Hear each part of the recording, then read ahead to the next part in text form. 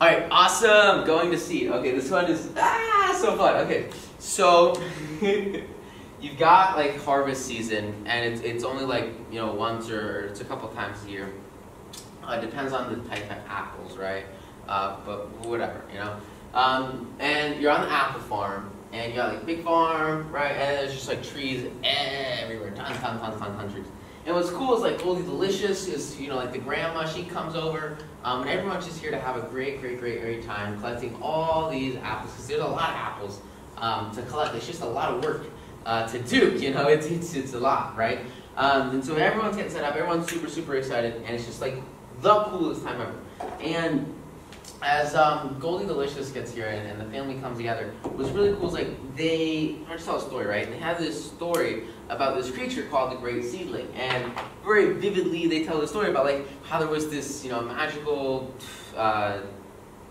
seedling creature, pony thing, that would sort of like go through the lands during harvest season, and it would give like tons of gifts to people, right? So it would give them like super big apples or really nice, it just like grow all their trees really quickly or sprout new things, right? And it would leave like these mystical, magical signs. It's just like this fairy tale, right? About this creature that is like supposed to be magic and give everyone tons of stuff, and it's the coolest thing ever. And so like Apple Bloom hears the story, and she's like, that's so cool, what? There's a magic great seedling creature thing. And if you catch it, then you'll have like the best time of your life, and you'll have like perpetual apples forever, and you can have like just like infinite wealth basically if you can catch the great seedling. And so there's like this big incentive, so like it's like a mythical thing, but like if you catch it, like you can just have like apples forever, right? And so they tell this story, and Granny Smith's just chilling outside because she's not really working. Same with Goldie Delicious, like they're like super old. And so it's just like Applejack and Big Mac are like trying to harvest like all these fields, and Apple Bloom's helping, right?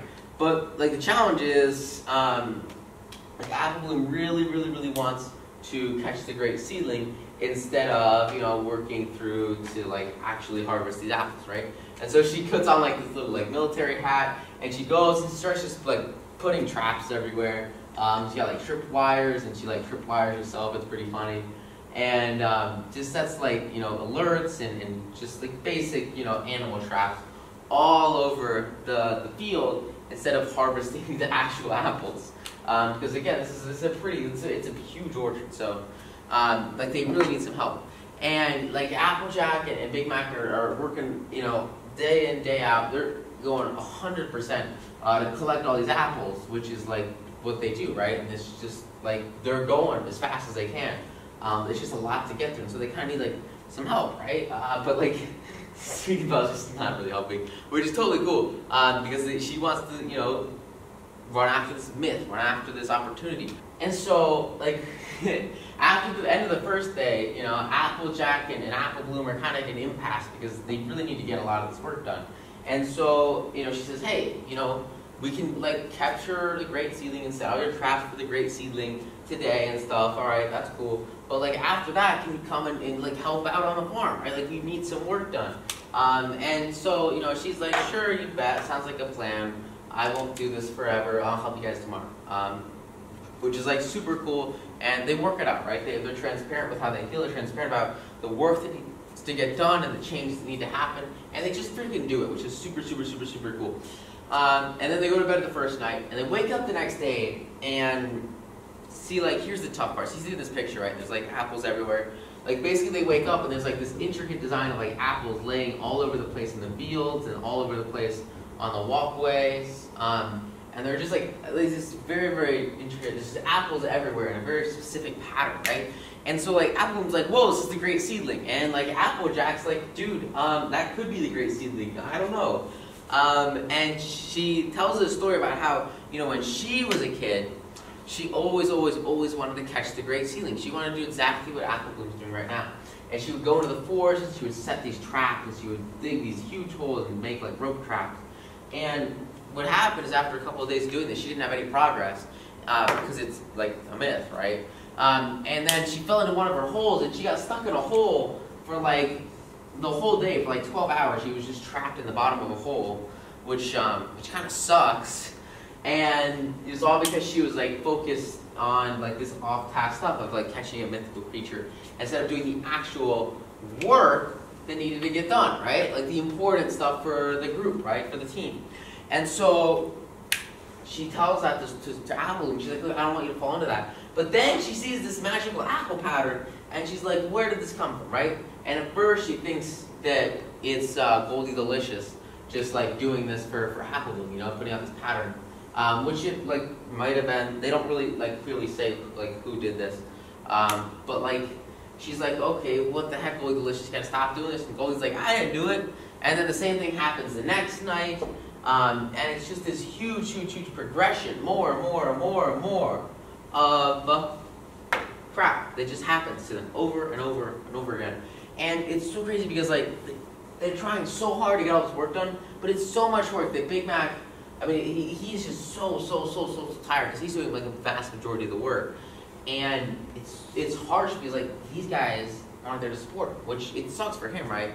And so what happens is really interesting. So like basically Apple Bloom or Applejack says, look, I'm gonna stay up with you all night and we're gonna catch this great seedling because it's so true and so real and I believe with you. So they stay up all night and they're in this fort, they're in this like treehouse all night, like passing out on each other. And then they hear this thing in the forest, right? In the forest, they see like, oh my gosh, it's a great seedling. It's, you know, this animal, right? And so they quickly like, you know, jump down and they try to like go and, you know, swoop a net over it and catch it. And basically it turns out to just be like Big Mac working like in his sleep trying to harvest these apples because it's so much work for him to do it. And he's out there on his own, left at his wit's end to try to do this because everyone has sort of ditched him for the new shiny thing instead of actually helping him do what needs to get done. He's actually been doing like all the work in his freaking sleep, which is insane. It shows the idea that like if you don't constantly try to support those important people around you, what do you think is going to happen? You're going to have this destruction of those relationships and the work just doesn't get done. The output is not met. That's when they realize they need to come together. They need to overcome and not worry too much about this. And they say, look, you know what? Like, it could be real, it could not be real, it could be fake, it could be whatever.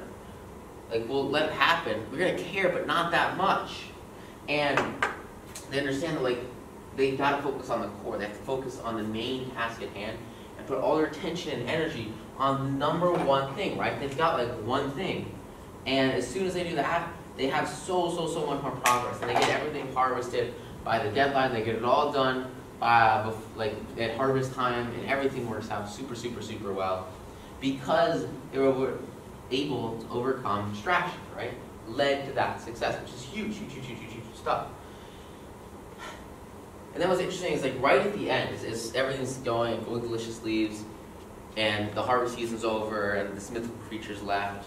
What happens is so interesting, so powerful, and there's like this little moment where, you know, they see the exact same like, you know, apple pattern that they saw in the carrots, right? And they realize that, like, you know, it's just some fun joke or whatever, some happy, you know, nice thing that Goldie Delicious did. But after it realizes that, like, you know, when she was a kid, she abandoned having fun for sake of just constant work, which was like a bad thing to do, right? She realizes that it's so much more important for her to actually go and enjoy yourself in any stage of life. And, you know, participate in, you know, like kid stuff or anything that, like, she could enjoy. Like, it doesn't matter, right?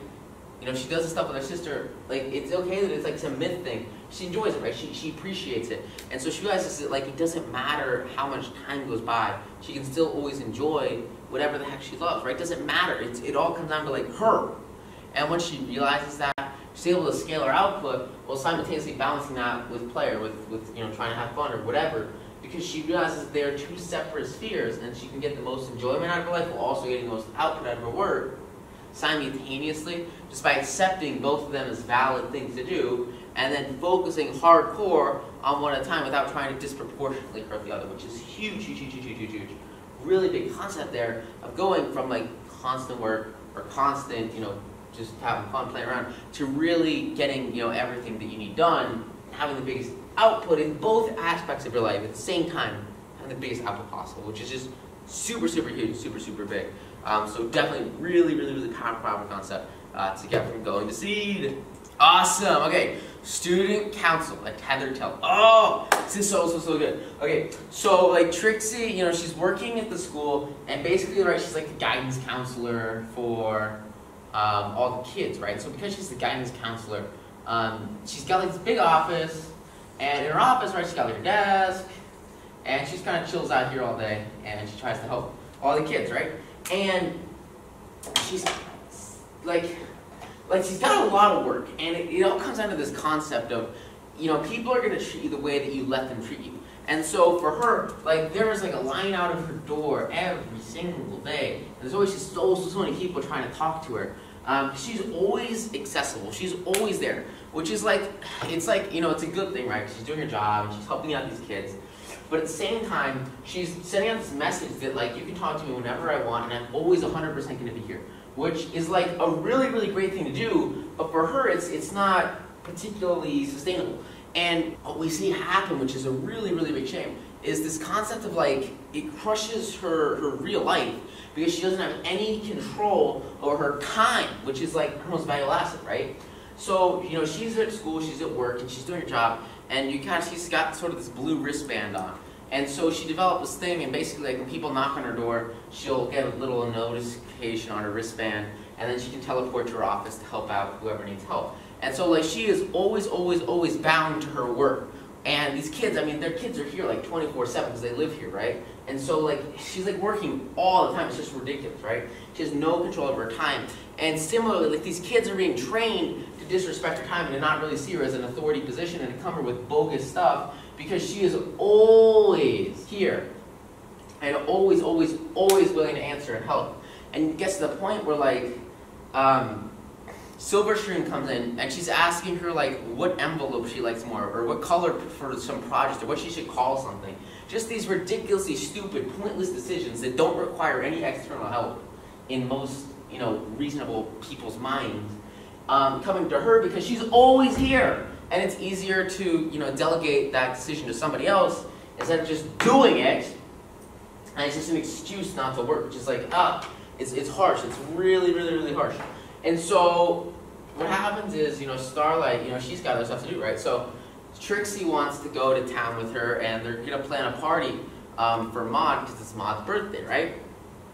And so they're planning this huge party. They're, like, going to the town. And it's like they're walking through town, like, shopping together for, like, gifts and for cake and for ingredients and for cool party supplies and stuff like that. And as they're walking through town, Starlight gets a little notification that, oh, she's got to go and help somebody.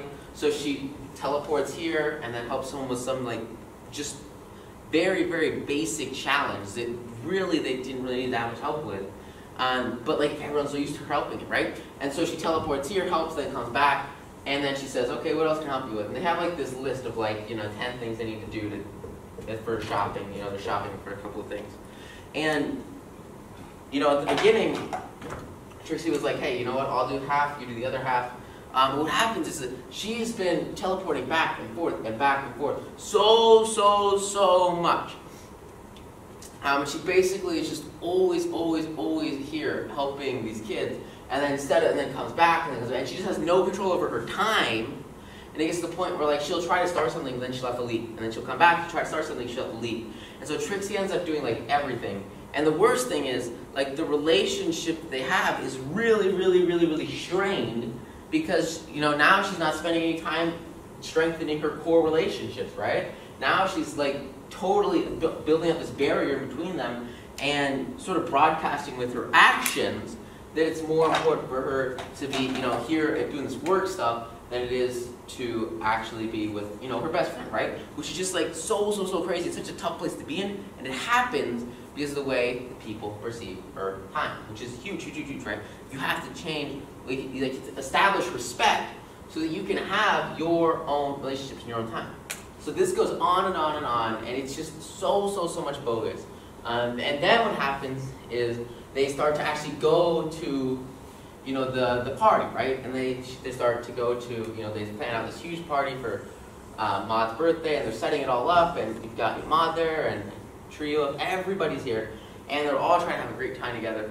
And then she gets this little notification on her little wrist thing, and she gets called out. She literally leaves like all of her friends to go and to help, you know, some kids pick out some dumb stuff.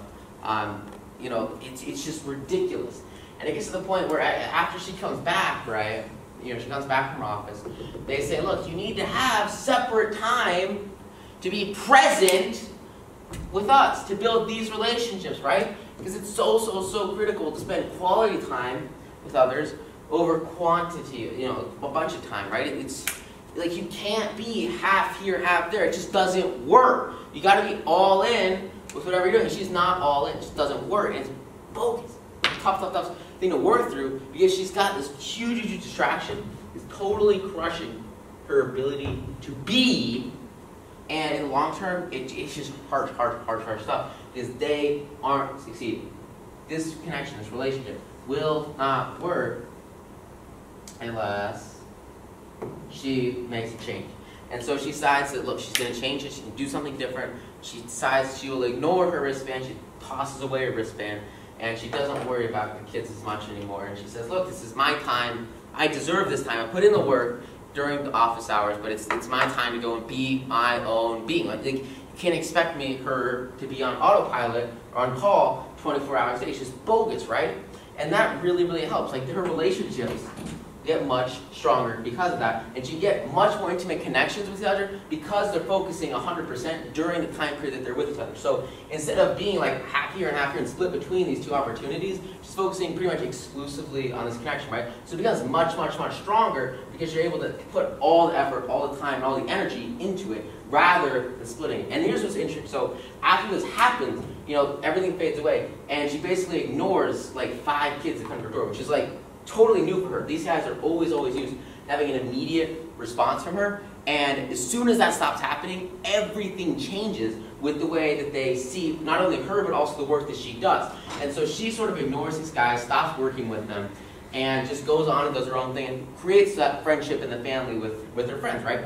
And it goes on and on and on. And it works out well at the beginning because, like, you know, now she isn't having to answer calls every 10 seconds when someone else has a problem. But like a little bit of a challenge kind of pops up.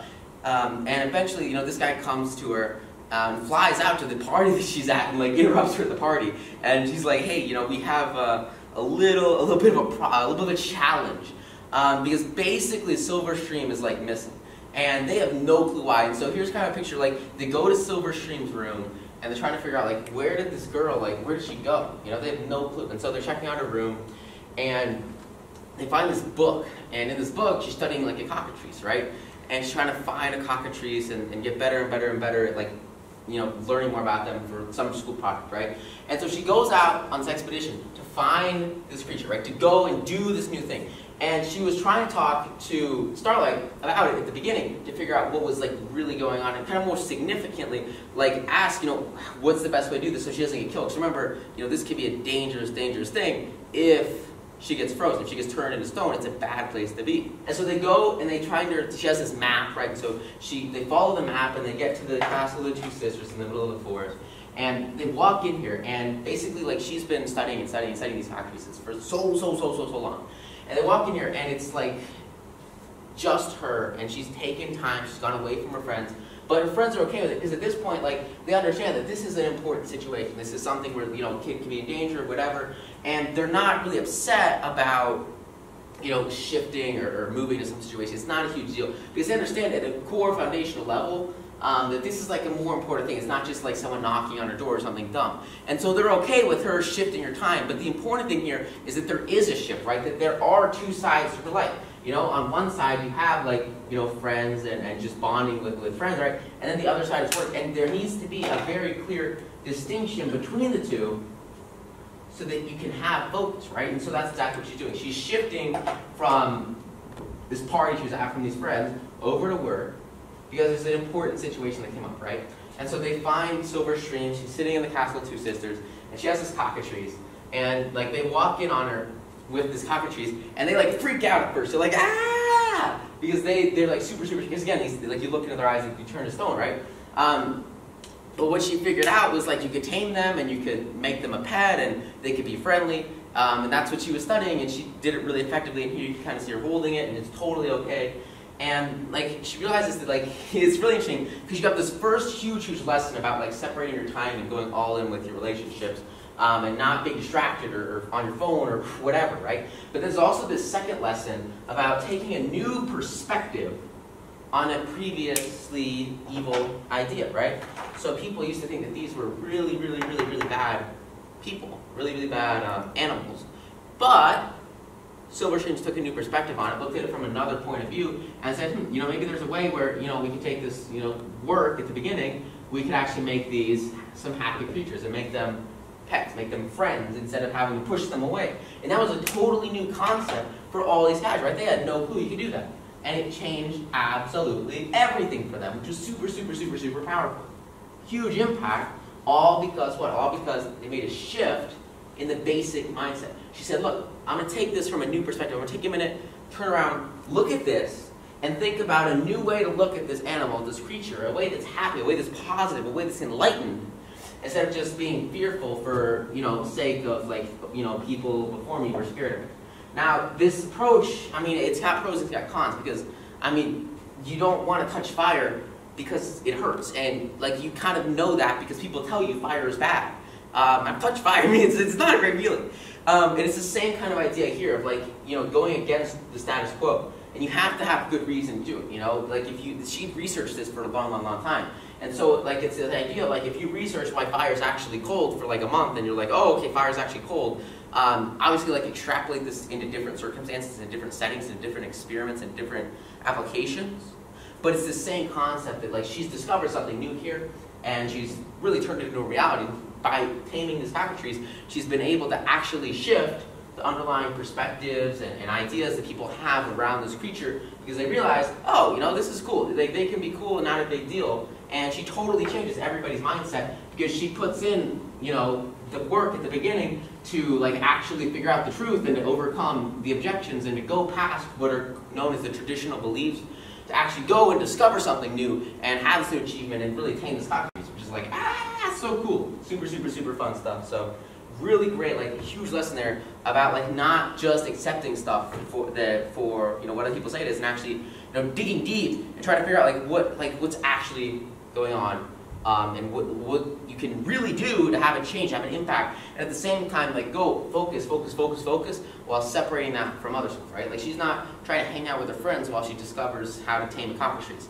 She's focusing, like, wholeheartedly on this one thing, and then she gets it done, and then she has the achievement, and then she can share it with others, right? So really powerful stuff there, especially for just segmenting different aspects of the time that you invest in your relationship and also in yourself. Super